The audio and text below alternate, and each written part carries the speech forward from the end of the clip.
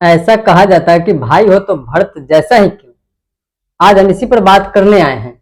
तो शुरू करते हैं। भगवान श्री राम के छोटे भ्राता भरत अपने से छोटे शत्रुघ्न के साथ कैकेयी यानी अपने ननिहाल में थे। अचानक एक दिन बुरा स्वप्न आया कि चंद्रमा नीचे गिर गई, धरती सूख गया, उनके पिता को खींच कर ले जाया जा रहा है। वे अपने द्वारा देखे गए स्वप्न को अपने ननिहाल में नाना नानी से बता रहे थे। इसका मतलब क्या है मुझे मालूम नहीं, परंतु मेरा मन कह रहा है कि अयोध्या में सब कुछ ठीक नहीं है। ननिहाल के लोग कहते हैं कि शुभ से बोलो। ऐसा स्वप्न कभी कभी आम बात है। अभी स्वप्न पर चर्चा चल ही रही थी कि अयोध्या का एक संदेश वाहक पहुंचा और कहा कि राजकुमार भरत एवं शत्रुघ्न को अभी अयोध्या के लिए निकलना होगा। दूर का सफर था। तय कर भरत अयोध्या पहुंचे और सबसे पहले अपने माता श्री से मिले। माता कैकेयी ने रोते हुए बताया कि तुम्हारे पिताजी वहां चले गए जहां से दोबारा नहीं आ सकते। उनका परलोक गमन हो गया है। अपने पिता की मृत्यु का समाचार सुन भरत रोते हुए धरती पर गिर पड़े।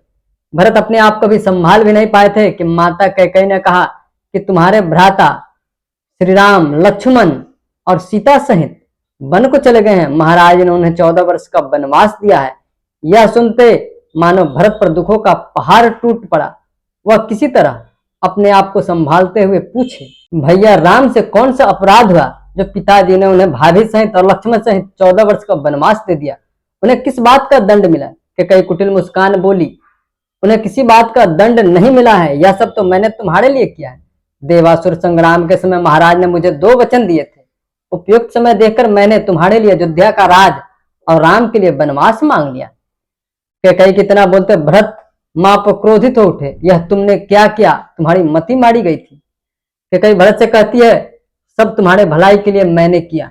भरत बोले, मां तुमने पाप किया है, तुमने ही पिताजी को खा लिया। अरे वन तो तुम्हें होना चाहिए, भैया राम को नहीं।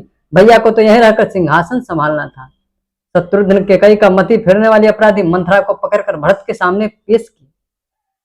असली अपराधी यह है, इसने ही माता कैकेयी का मति फेर यह सब कुकृत्य करवाया।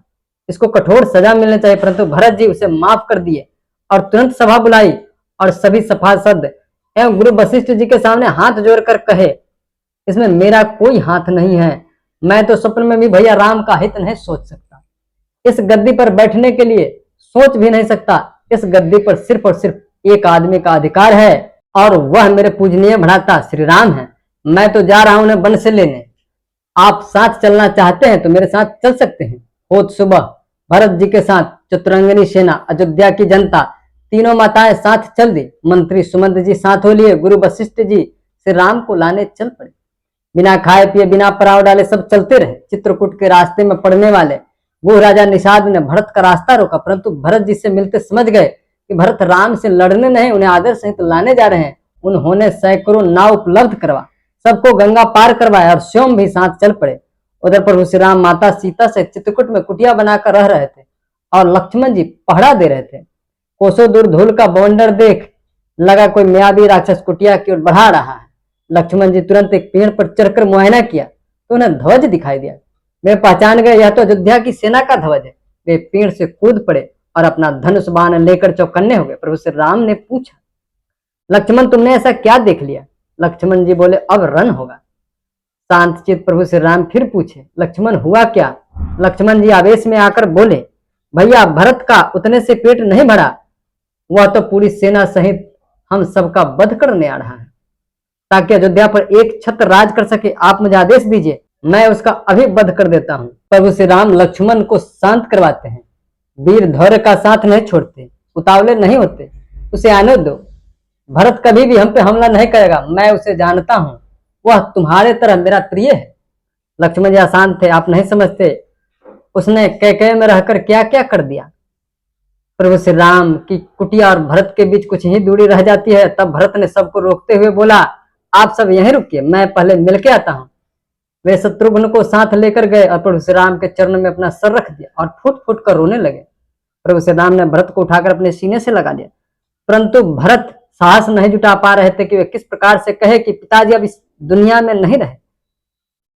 इसी तरह उन्होंने प्रभु श्री राम को बतलाया कि महाराज अब इस दुनिया में नहीं है, आपके वियोग में उनकी मृत्यु हो गई। प्रभु श्री राम के आंखों से झरझर आंसू गिरने लगे। भरत जी पैर पकड़ते हुए बोले, अब देर मत करिए और इस वन से चलिए। आपको लेने के लिए संपूर्ण अयोध्या वासी, माताएं, मंत्री, गुरु वशिष्ठ सब आए हैं। भूल जाइए उन बातों को और अयोध्या वापस चलिए। वह सिंहासन आपका इंतजार कर रहा है। गुरु वशिष्ठ ने भी समझाया, आपको चलना होगा राम, और यही रघुकुल की रीत है। जो ज्येष्ठ पुत्र होता है वही राजगद्दी पर बैठता है। अब महाराज नहीं रहे, आप ही हमारे अगले राजा होंगे। सबकी बातें सुन प्रभु श्री राम सबके सामने हाथ जोड़कर खड़े हो गए। सूर्य पूरब से पश्चिम की ओर उदय होने लगे। हिमालय की जगह अरब सागर आ जाए, लेकिन मैं अपने वचन से बंधा हुआ। माना पिताजी अब इस दुनिया में नहीं रहे, परंतु जो वचन दिया वह निभाऊंगा और 14 वर्ष का वनवास पूरा करके आऊंगा। भरत जी समझ गए कि भ्राता श्री राम पूरा वनवास काटकर ही वापस अयोध्या आएंगे। उन्होंने कहा, आप अपना खड़ाव दे दीजिए। अब 14 वर्ष यानी जब तक आप वापस नहीं लौटते तब तक यही सिंहासन पर विराजमान रहेगा और इनकी आज्ञा से अयोध्या का सेवक बनकर रहूंगा। प्रभु श्री राम ने अपना खड़ाव दे दिया। भरत जी अपने सर पर उस खड़ाव को रखकर अयोध्या तक आए और पहले खड़ाव का विधिवत पूजन किया और सिंहासन पर रख स्वयं राजमहल के बाहर नंदीग्राम में एक कुटिया बनाकर पूरे 14 वर्ष तक एक तपस्वी का भेष बनाकर रहे और प्रभु श्री राम के आने का प्रतीक्षा करते रहे। जबकि भरत जी ना कोई वचन से बंधे थे और ना ही प्रभु श्री राम का कोई आदेश था। वे अपने कर्तव्य के चलते इतना बड़ा त्याग कर चुके थे। भरत जी की कहानी हमें यही बताती है कि भाइयों का जो रिश्ता होता है वह विपत्ति बांटने के लिए होता है, ना कि संपत्ति बांटने के लिए। दोस्तों, सब कुछ यहीं छोड़ जाना है तो बेमनस किस बात का। जाते जाते हमारे चैनल को सब्सक्राइब कर दीजिएगा, बेल आइकन को दबा दीजिएगा और कमेंट में जय श्री राम जरूर लिखिएगा।